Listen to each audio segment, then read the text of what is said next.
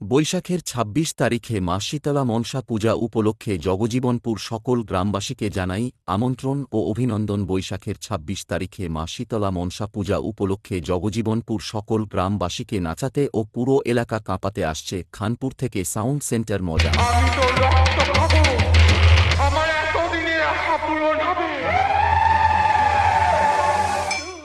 দিকান্ত recording,